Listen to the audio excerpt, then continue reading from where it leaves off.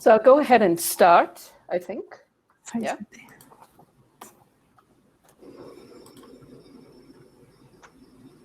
That's good, Grace. Jean and I will keep messaging about this. Okay, sounds good. So welcome to everyone. Thank you so much for joining this session of Out Summit. We'll be starting in about a minute or so. And there is another session after this, so we want to maximize the time on this session so that people can leave and be at the next session on time. Please make sure to introduce yourself, your name, your initial, your alias, organization you're with, if it's applicable, and where you're joining from. By now, most of you are already familiar with that only the speakers on the stage will be visible and audible live. And so if anyone has any concerns about being seen or heard, you don't have to worry about that because you won't be on screen. We'll take questions only from the chat. So please put your questions, share your questions in chat as we go through the session. And at the appropriate time, we'll take the questions so that the flow of the conversation that the speakers are having will not be interrupted. We're still waiting. Jean is here, but we're waiting for Jean to be visible. We can hear her, but not see her.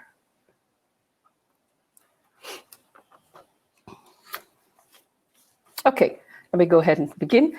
So as most of you know, or if you don't, my name is Grace Poor. I'm the Asia Regional Coordinator at Outright Action International since 2007. Hey, Jean, great. And you are wearing black. We're all wearing white.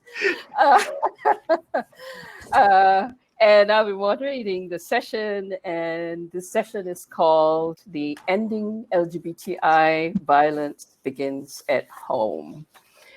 Joining me in the discussion today are Jean Chong from Singapore, Ang Myo Min from Myanmar, and Subha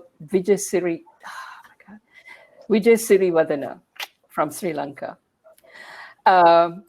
All of the bios and detailed descriptions are on the Out Summit website, but I'm just going to highlight some aspects of the Jean Chong founded Sayoni, a queer women's organization based in Singapore that conducted a study on violence experienced by lesbians, bisexual women, and queer women.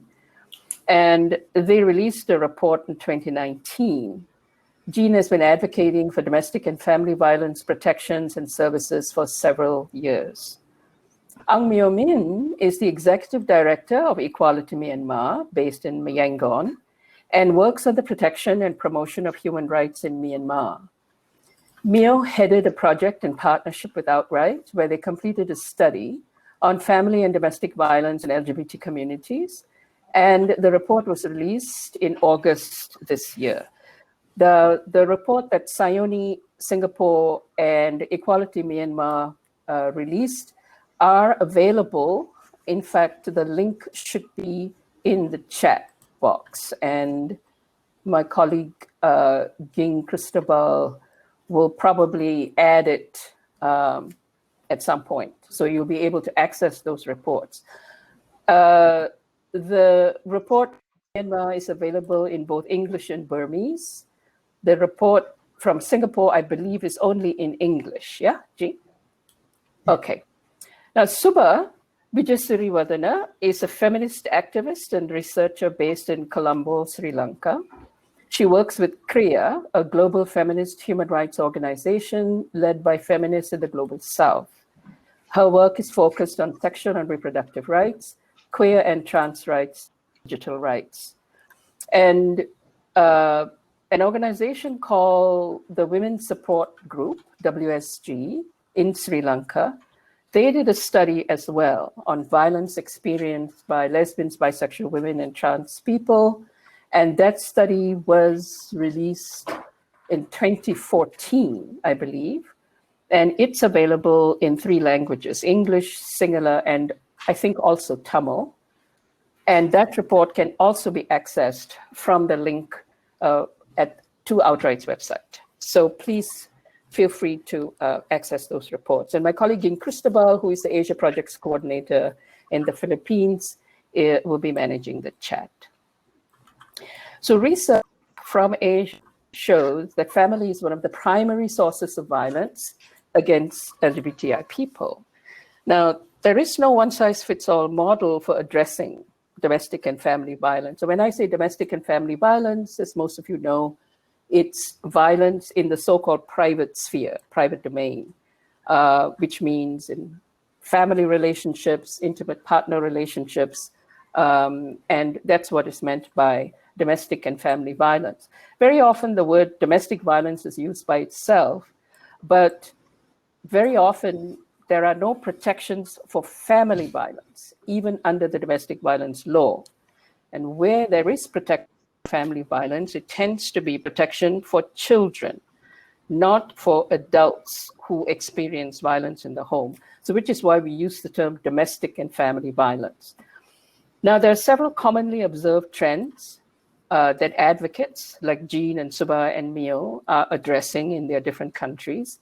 And some of these trends about domestic and family violence, one, many LGBTI people don't recognize that what they're experiencing is violence. There is a hesitation, a reluctance, and it's very complex, that whole notion of naming violence as violence. So we'd like to talk about that. Parental violence is often attributed to love, which is also a very complex, complicated issue.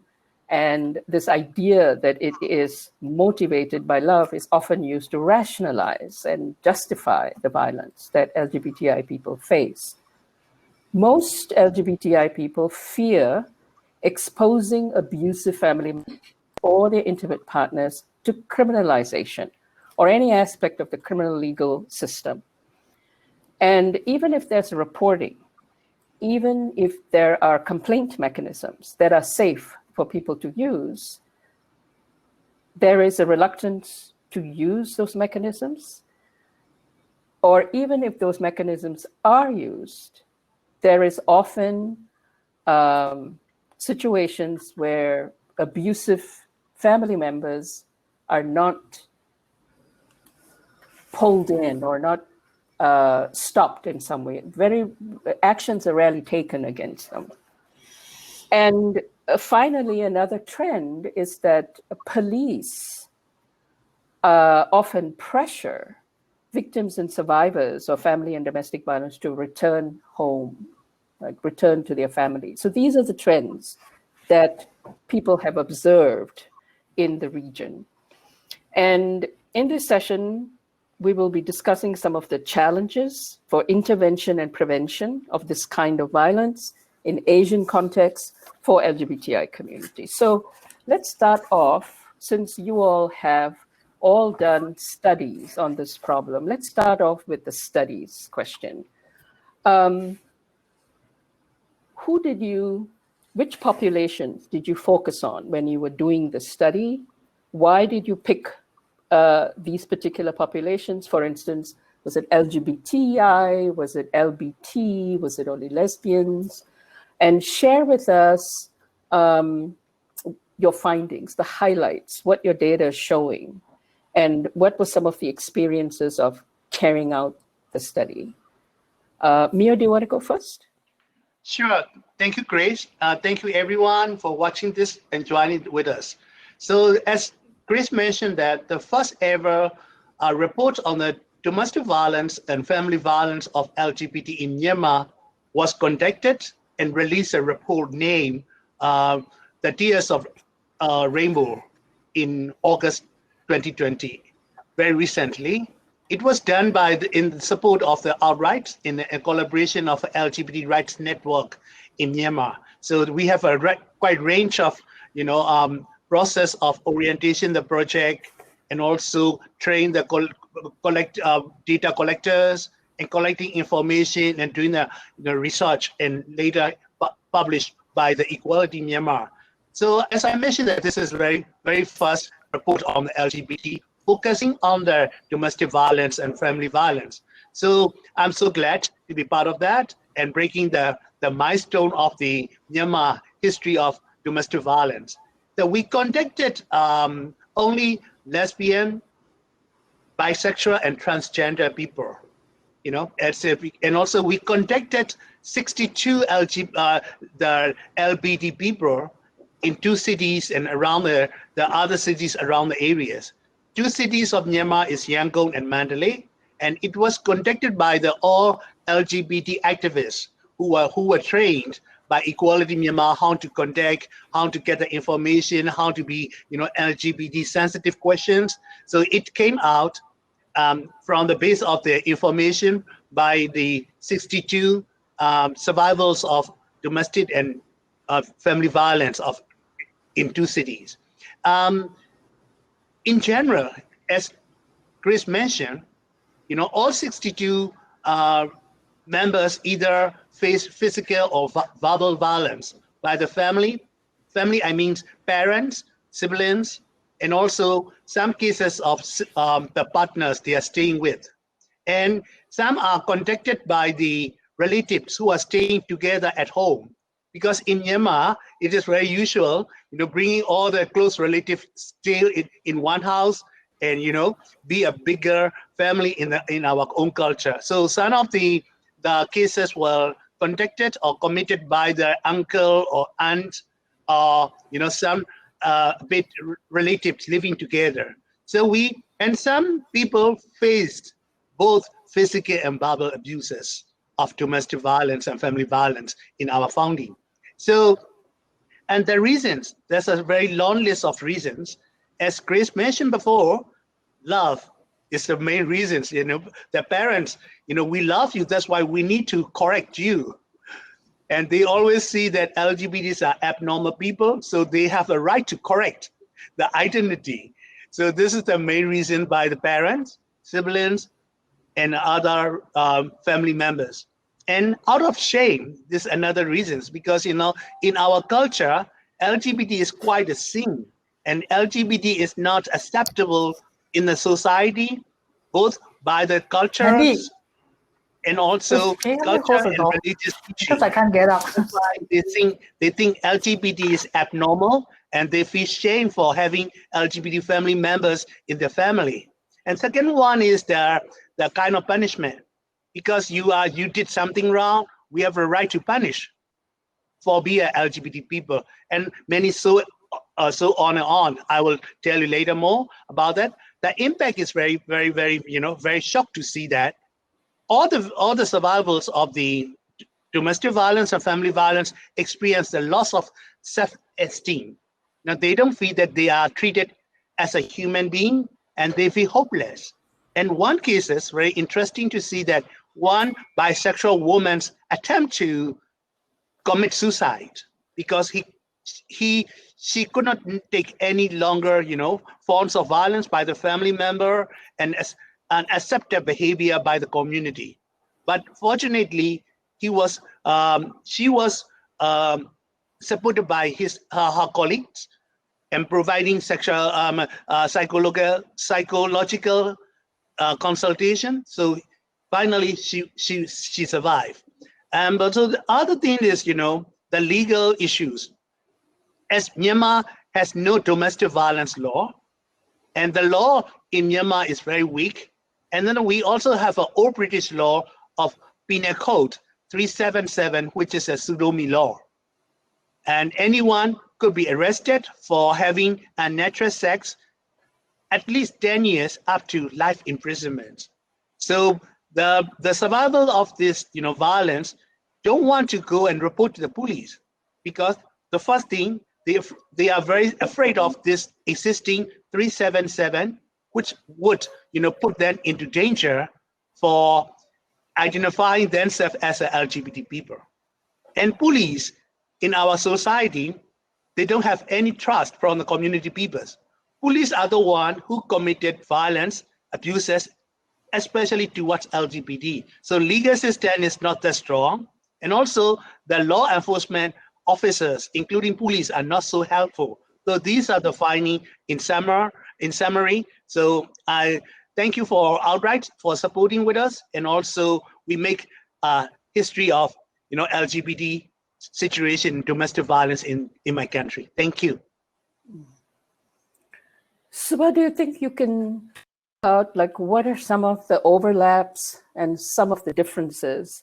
Mio touched on, for instance, the 377, 365 in Sri Lanka, touched on police as being perpetrators of violence themselves. The whole rationale for violence is what are the differences in Sri Lanka? And perhaps you can also explain a little bit about why in the Sri Lanka study, the focus was LBT and not LGBT, because that was raised. I think some people in some of the studies that have in various parts of Asia, people have felt, why has the G been left out of these studies? Sure, thanks, Grace, and thanks for having me here today, and thanks everyone for joining us. I think it was really great to have Mio start, because I think, we laid the foundation for the context that's, I think, quite similar across the Asian continent. Unfortunately, I think, of course, the important fact of the, persisting colonial law, it's the same in Sri Lanka. We have, of course, in Sri Lanka, it's Penal Code sections 365 and 365A. It's essentially the same British colonial law that, many of our inherited and for some reason still choose, to hang on to very much, because of course it also is sustained by ongoing, bigotry and homophobia in the present day, right? So law is colonial. Unfortunately, these attitudes are not. They are very much present day, and they survive into the present day. So the question around why LBT and why LGBT, I think that you raised, Grace, is really interesting. I think, we ourselves were, of course, kind of asked to explain this. I think really the simplicity is that the people that carried out the research over, several years, in the report that was published in 2014, were a group of LBT people, right? And support group. It was, I think, our only LBT, dedicated organization network space in Sri Lanka. And I mean, unfortunately, it kind of dissolved in the formal sense later, but to date, I think we still don't actually have an LBT dedicated organization or a collective in that formal sense. I mean, of course, I think, other kinds of informal and sprung up in more recent years, but certainly I think the women's support group is a really important of LGBTI movement history in this country. And it came out of very early LGBT activism, a very, pioneering LGBT organization that came up in the 90s called Companions on a Journey. Spearheaded the conversation at a time when it was really much more difficult to do so. And the women's support group came out of that. So I think fundamentally for the women's support group, it was really important to highlight the issues faced by LGBT people because they were LGBT people. And I think that was the dedicated kind of sole aim of the group. So I think, that's kind of the more, really the more grounded reality of what we focus support. I think the more political and theoretical reality is that, we wanted to throw focus on the issues faced by LGBT people as feminists, as people who also felt that the LGBT movement conversation had often been dominated, by a conversation about the issues faced by cis men for many years. So I think that was also that. So I think, besides all the things that I think Mio highlighted, many of which was to what, was published in our report, I think the only thing that I just want to highlight as being important, maybe not different, was that we found a really high reported kind of prevalence of emotional violence, right? And of course, the main perpetrator of emotional violence being family, members of the family, extended family, and so on. So I think the emotional violence that pretty much board, I think every respondent that the study spoke to reported this aspect of emotional violence, which I think became the basis for work that we did later. And I think we can come back to that later. The second quick thing that I just want to end on is that, of course, because we were speaking to LBT people, a very kind of highlighted sense of the enforcement of gender norms and norms through forced marriage and so on, right? Now, it's not that gay men in Sri Lanka aren't into heterosexual marriages. Of course they are. That is a big kind of part of how families exert control, right? But I think one of the interesting things that the report tried to highlight was the way in which LBT people are sort of forced to perform normative gender, right? Through the way you dress, through the way you kind of conduct, through your physicality and so on. So I think those were just some of the things that I think even for me, even it now so many years later, I think continue to be striking. Okay, thanks. Jean, in the study that you all did, can you talk a little bit about what the effect of the study was? I mean, did it really shock people? Did it really help people understand that violence against lesbians and bisexual women and trans people was a reality, that it was widely prevalent, that, what did it do? I mean, did it like shatter myths and broaden minds? What did the study that Sayoni did do? Yeah, I'll backtrack a little bit and talk about the history of the study. It actually came from our attempt to engage with CEDAW and how we were excluded by women's groups in Singapore. And obviously Grace came to train us and guide us through the CEDAW process. But I think one of the things that really burned into our minds was the CEDAW committee members talking about how there are so many LBT groups in the world talking about what's going on, what's happening to them, but where is the research? There is no point having narratives without research to back it up. So, I mean, that kind of formulate our journey into a research-based advocacy, and obviously outright train us to do the research. We've completed it last year, and Suba was talking a little bit about domestic violence and why is it important? I think that in many Asian societies, a rights-based approach on 377A, for example, doesn't work because the government doesn't want to hear anything about human rights. And advocating on 377A alone is really difficult. But when you advocate on domestic violence and things like that, we're actually creating a pathway into addressing some of the violence and discrimination that we're facing. So what were the impact when we were doing the research? One of the huge obstacles we met were in the LGBT community. In their minds, they don't believe there were violence, and they were against it. And when the report came out, there were still questions in their mind, like, is it true there are violence? Because Singapore is seen as like a really safe place. But great about what the report did was to visibilize some of the violence and discrimination that were faced by LGBTQ persons. A lot of the dominant LGBT narrative is about around 377A and gay men, and LGBTQ women in the domestic sphere is often seen as not so important. But with the research, I think what the research gave it was language. We found that many of the participants, interviewees have no language to describe what what's happening to them, and they didn't understand what is domestic violence. They just assume that it's physical.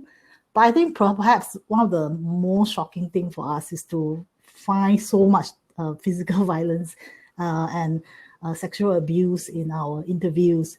So the last thing that was challenging for us was about help-seeking behavior, because part of it is we believe Singapore is so safe that we don't believe things when things happen to us, and then we just fall into this vicious cycle in deceiving what we're facing. But the impact of the study is that we've raised many questions in Parliament based on the research, and push the narrative of violence and discrimination in very intersectional ways in different aspects like education and healthcare and things like that into the national discussion, which kind of prompted the parliamentarians to respond. I think that's a first step. In addition to that, we've been included in the National Domestic Violence Network. So I think from what we're seeing, there's a lot of work to be done. Thank you. Yeah. I think the reason that I wanted us to start our panel talking about data is because, one, it's important that the data exists, that the studies were done, but also because for the longest time, this was one of the things that kept coming back to us. Show us the data, show us the evidence. Women's organizations would say that to us. The UN, CEDAW, as you said, would say that to us. Human rights organizations would say that to us. Governments were saying that to us. So now that we have the data, what is it that we want from this data? Are we going to push for laws? Are we going to push for punitive sanctions of domestic violence? Given that LGBTI people are already vulnerable, in all of your countries, there's a law that actually criminalizes same-sex. Perhaps in Singapore, there's this, well, they say that they don't enforce it. Not necessarily so in Myanmar and Sri Lanka, perhaps. But the fact that the law is on the books, and that the police are not a friend, but actually are often the vehicles of all kinds of violations. So what is it that you would like in your countries in terms of, well, intervention of this kind of violence and prevention? Is criminalization the way to go? Is having a law that is going to be punitive on perpetrators who LGBTI people don't want close to criminalization, is that the way to go? I mean, it's a slippery slope, right? So what would you, anybody, just jump in, I think, Can I start first? Mm. Okay, thank you. Yeah, we also ask this question to ourselves. Now we have a research, we have a data. What shall we do it? And we decided to take both way of advocacy for the legal reforms and the campaign for the people who don't understand this is the forms of domestic violence against LGBT is serious. So we are approaching two ways. And for the legal reforms, it is very timely in our country because, as I mentioned, we don't have any anti-discrimination law so far, but we are in the process of prevention of violence against bill, which, protecting the woman from any form of violence. But unfortunately, in the original bills, the transgender women are not included under the definition of woman. So we can use this kind of, advocacy approach. Look at, these are the data, these are the evidence, transgender women are facing this kind of violence even at home. So this kind of issue should be reflected in the current, process of violence against women bill. So transgender women who has not been recognized under the definition of woman could be included and protected by the law, equality with other women, regardless of sexual orientation and gender identity. So this year we are pushing the current trend of the women bills, and including transgender women, and also promoting that domestic violence is one form of violence commonly faced by women, including transgender women and lesbian women. So this is for the legal approach. And second one is that, the domestic violence and family violence of the LGBT is not well known. It's always neglected, even among the women groups in the country. They think we are the one who are suffering, but you are not. So raising this data, we can see that, we are the sisters. We are the, group of people of vulnerables, and also, but the people of the, solidarity. So we can bring that kind of, information to highlight and making awareness among our civil societies who don't see LGBT space and LGBT situation in the daily discussion, and also the awareness among the public people. Now we are putting this, domestic violence of LGBT people into the 16 days, campaign for violence against women. So it is a good timing. We raise the issue of this thing. We include and integrate this issue among the other women movement and women talk. So we are using that way too. Thank you. Mm-hmm. Anybody else want to jump in? Yeah, that question? I try and speak a little bit about the approach that we have taken here in Sri Lanka, but also I think an approach that I would advocate for. I mean, just to say, like I said before, so if we are to believe that one of the findings of the report here in Sri Lanka was around this question of emotional violence, right? I think it becomes really interesting and important to ask, well, what do people really want, right? What do survivors of violence really want? And I think a lot of the time, it's not just with LGBTI people, but I think across the board, there is a kind of a significant we have significant research from, many places in the world to show that survivors of domestic and intimate partner violence often don't want to take the legal route, and often have very kind of complex responses to what they've experienced. Mm-hmm. And I think, increase as feminists, some of us are really opposed to not just to, definitely to punitive sanctions, to criminal sanctions. I think, many of us clearly see that that's not only not going to work, it's probably going to prevent people from reporting violence and talking about violence even more. And also, I think it really does not serve survivors, right? And I think that's kind of the reality that at least that we have found ourselves confronted with. And we have to really ask, what space are we making for people to heal and to kind of move forward with their lives when we take a highly kind of legalistic or, an approach that is looking for criminal sanctions on domestic violence. And I think that's why, even at CREA, we always try to responses to gender-based violence should strengthen the rights of the person who's experienced the violence and should strengthen their well-being and security. I mean, that should be the fundamental goal of any kind of GBV response. And I think in the Sri Lanka study, we really found that the mental health impact of the violence that facing was so, severe, and nobody was responding to that, not the mechanisms, not the women's rights groups as they were at that time.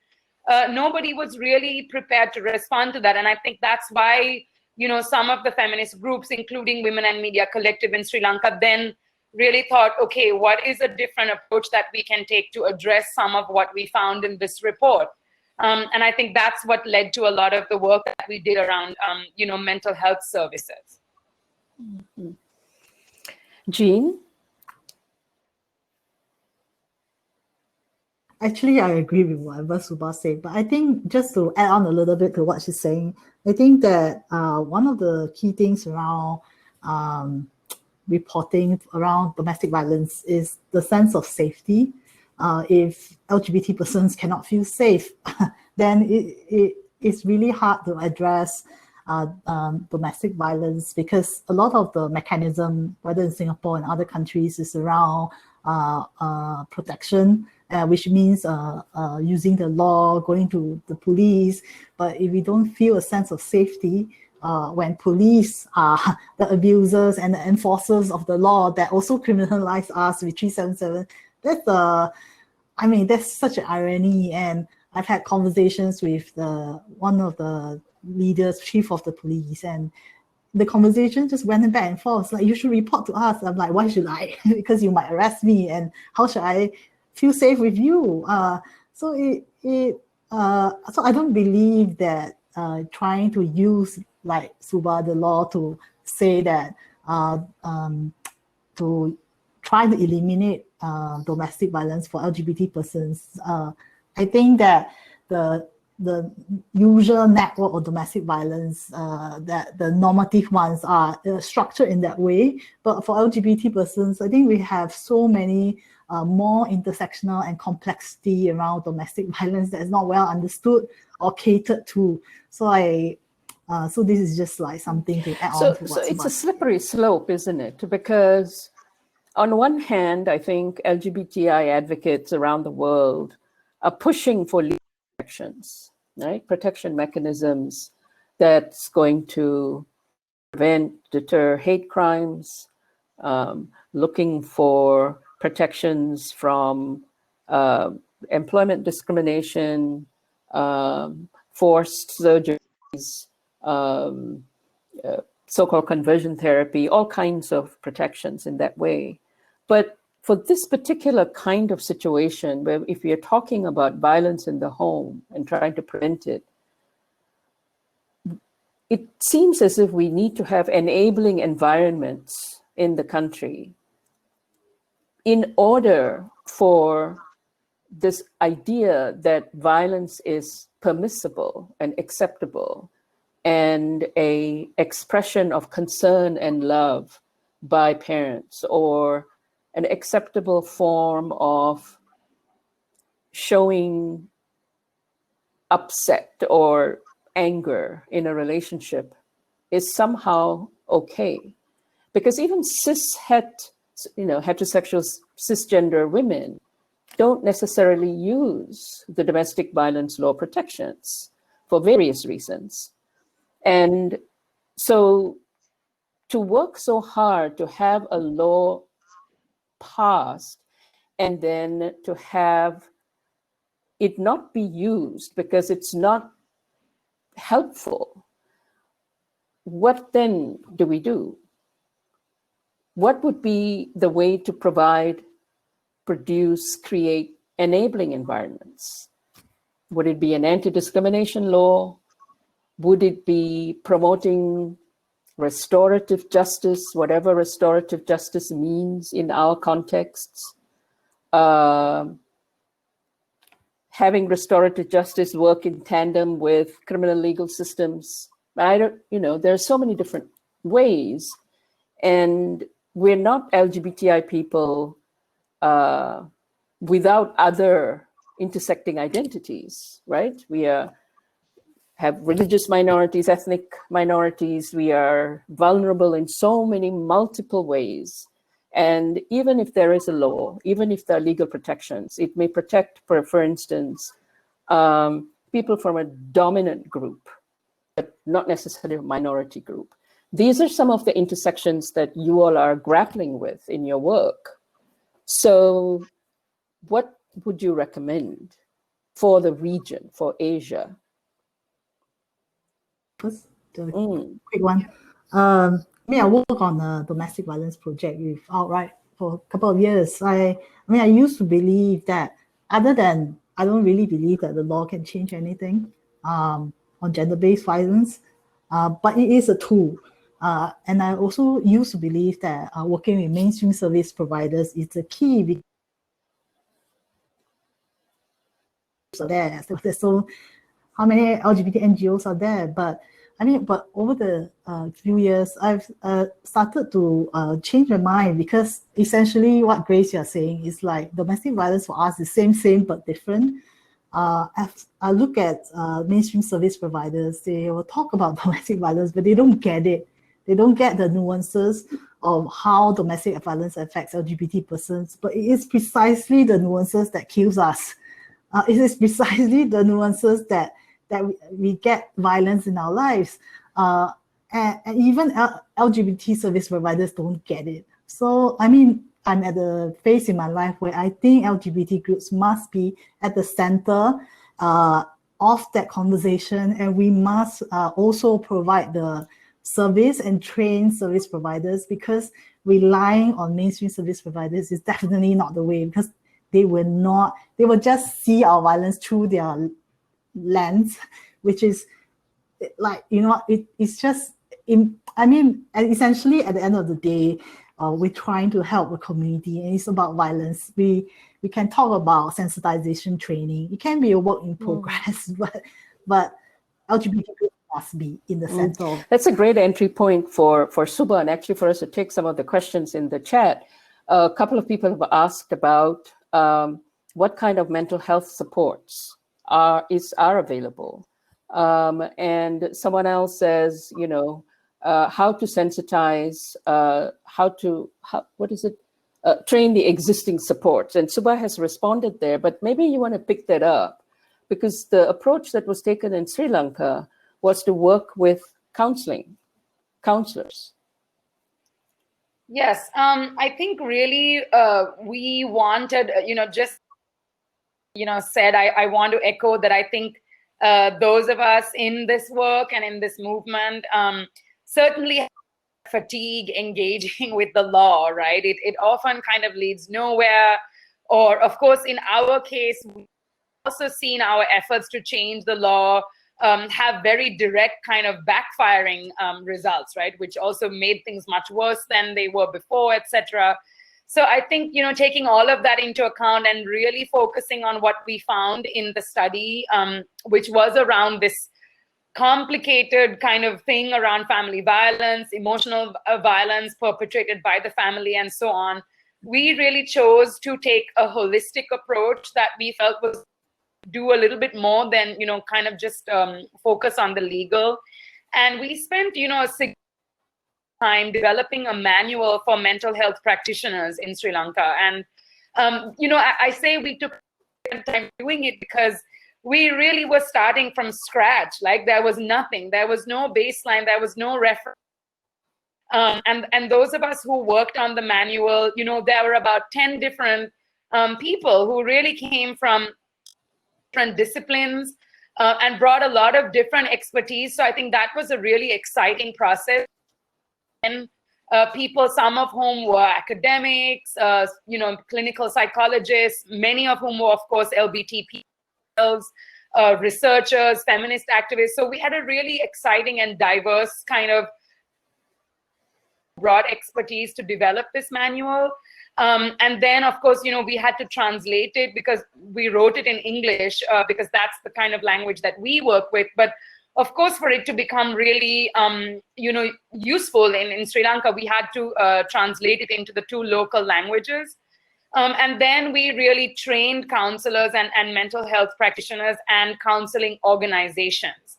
So I think, this strategy of working with existing institutions, I think, was really useful, and it taught us that there are good people in these organizations. There are really good people who are actually very receptive to the issues of LGBTI people, right? So I think it also kind of melted down a lot of our own preconceived notions and assumptions about mental health service providers and counseling organizations. I think many of us were anxious going into it, feeling like we were going to encounter a lot of resistance and bigotry. What we found was that people were very open and really, really happy to receive this manual and this training. And I think we've built up some good rapport with mental health practitioners here, which has been a continuing resource, and that's been really great. There is a question in the chat. Sorry, was somebody going to jump in? Jean? Can I just interject about the Sri Lanka manual? Like the documentation research that Outright did with us helps us to describe what is happening. But the Sri Lanka manual from Suba's previous organization help us to craft how to. When we talk to the government agencies, we use the manual, the thing done by Sri Lankan groups. Yeah. There is a question in the chat about if anyone has worked on disability, people with disabilities, LGBTI people with disabilities who experience family violence and partner violence. Can anyone take that question? Yes, we are, as a human rights organization covering all different kinds of human rights situation, we are collaborating with the disabled people and group of disabled work. And then in our research, we also have one of the reasons of domestic violence increase is COVID-19. That's a stress, caused by COVID-19 and stay at home, environment. So there's an increase of domestic violence and family violence of the LGBT people. And then we also inform this case, some of the cases to the other alliance, like disabled groups. And disabled group also have this kind of, finding as a more increased number of domestic violence against the disabled people by the family members. So this is a really common situation. This is not only the matter of LGBT. This is not the matter of, this person with disability. This is the issue of, human rights violation caused by COVID. And now we work together that, how we can counter this kind of stress release practice by using domestic violence. So, and we set up the kind of special counselor who are friendly with the LGBT and understanding the disabled person work together so they can handle it, any cases reported to them. And also we distribute the cases, the open channel of counseling hotline services and also, telephone services to these people through the disabled groups. So they can use their various form of communication, like a sign language, other forms, they usually use it to their domestic people with the disabilities. So we can work together, providing most vulnerable and most, marginalized group in the society. So in the West, in the US and UK, etc., sheltering, helping individuals who are going through domestic violence, family violence, escape is one of the ways in which support is provided. Sheltering, even in the cishet communities, is not necessarily an option that many people take, that many cishet women take. You bring up the COVID situation, Mio. I think that LGBT people face a huge dilemma because particularly now where people are forced to, quarantine, stay with their families, the proximity with abusive family members without the option to escape. So the question comes, if there is no shelter, or even if there are shelters, but the shelters don't accept LGBT people because they somehow don't conform to this idea of is a victim of domestic violence. What are your thoughts about that? What are your thoughts about sheltering? Should it be one building that provides housing? Should it be a network in the community, a secret underground housing network? What are your thoughts about sheltering as an option, particularly in this environment of COVID now?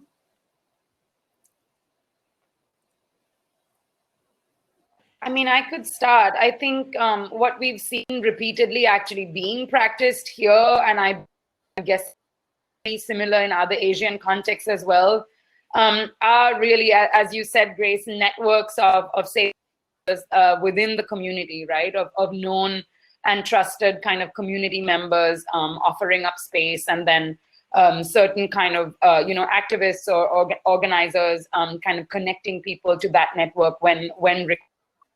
I think the practice of sheltering has obviously, as you said, been really important as a remedy to trying to escape domestic violence. I mean, in Sri Lanka, for example, we actually have a really excellent, balance legislation, which, you know, in and of itself actually is gender neutral and actually could have been something that is really useful to LGBTI people.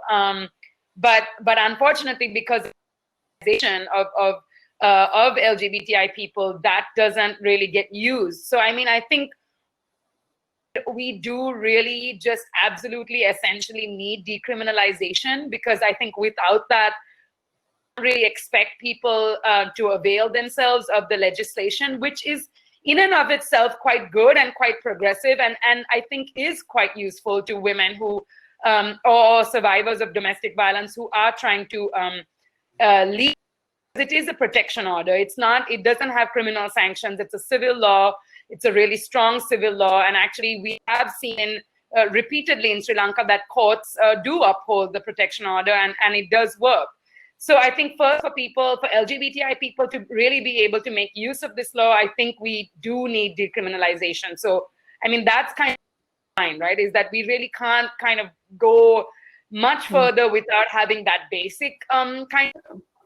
I do think that there is a really strong, community network of safe of housing, which I think has, been life-saving for many people. Okay, Jean, did you want to jump in, or we can pretty much start winding up, I think? Oh, well, I mean, since you're talking about COVID, I think for Singapore, because land is so limited, so rental is expensive. So I don't think shelter works for us at all. We have no land and rental, and not everybody is able to just move out or away. So I think some of the strategies that we took was around taking care of people's mental health and helping people to develop strategies, like maybe for youth, so we don't encourage them to come out yet until they're able to move out in some way. So something like that. Okay. I just realized that my name is not showing up on mine, and I don't know why it just says you. But maybe everybody else. It says you. Yeah. It is. Okay. So my question is then, as we are winding up, what would be meaningful milestones for you, say for the next 5 years, maybe even for the next 10 years, in your countries, the work that you all are doing to address gender-based violence? What would you like to see achieved? What would be successful intervention and prevention?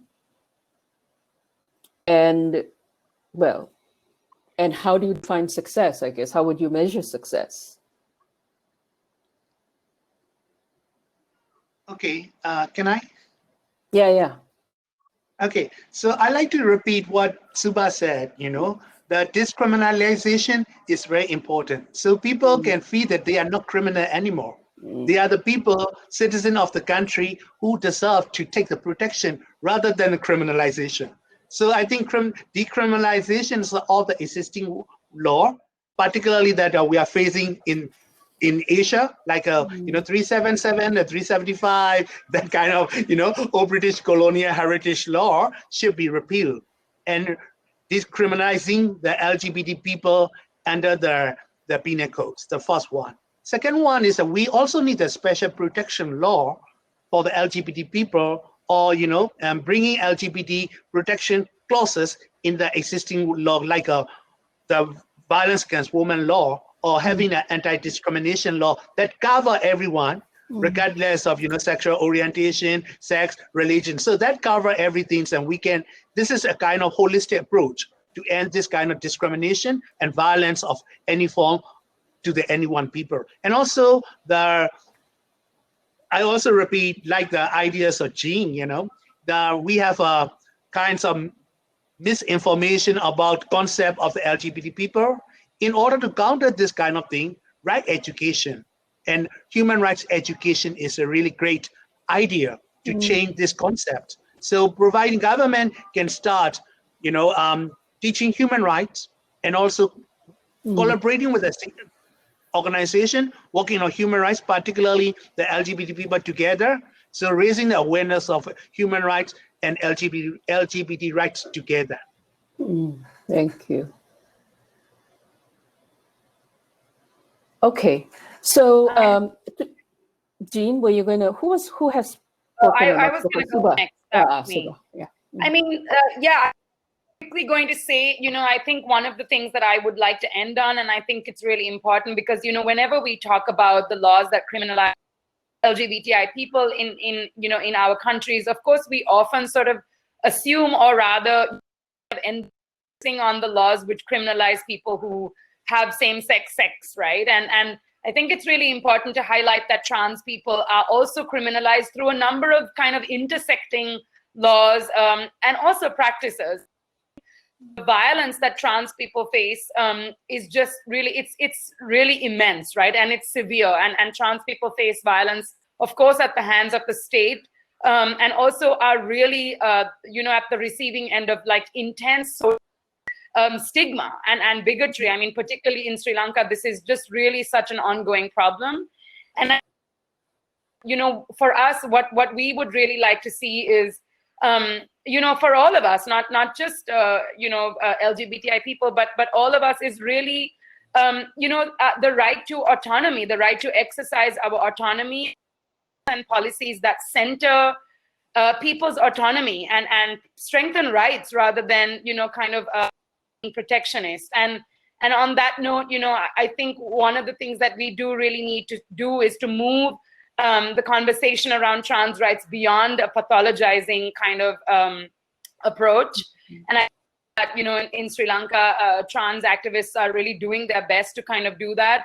But I think that for me, for us, I think that's a really great thing to see in the next 5 or 10 years is to really have the state as well as society recognize trans people autonomous as being people that need to make decisions about their own lives and their own bodies, and for autonomy and the right to self-determination. That's a great way to end. Thank you very much. And so if there are any more questions, we'll take them now. Otherwise, I guess we can sum up by saying that everybody feels very strongly that decriminalization is going to be key in ending violence across the board, both state violence and violence in the home. Probably families would feel more accepting of their family members if they didn't feel that it was against the law. But personally, I think that one of the major driving factors for family violence is religion, or rather misuse of religion or religious ideology, that people feel like they need to, parents, family members feel like they need to, so-called enforce religion and so on. And that's a whole other discussion. There's a whole other thing about religion and family violence and so on. And I also personally want to advocate that we move away from violence against women and start saying gender-based violence. There was a place and a time, a historical moment when violence against women was critical. I mean, it was a whole movement saying that we have to recognize violence against women is a human rights violation and there need to be protections. But I think talking about it in gender-based violence really captures intersectionality more. It also moves away from some of the binary definitions of women, for instance. It is more inclusive of the violence that trans men face, which often gets completely lost when we're talking about violence against women. And violence against gay men is gender-based violence because the whole heart of the violence, the whole kernel of the violence is gender. So I kind of want to do a push there and do a little advocacy there for that. So thank you very much. And I think there might be a poll or there might be a evaluation that we're going to send out on this in the chat. Thank you. And you have another session and you should have a great session. Thank you for the session, and please keep in touch. Thank you, Suba, Mio, and Jean. Bye. Bye, everyone. Have a great day.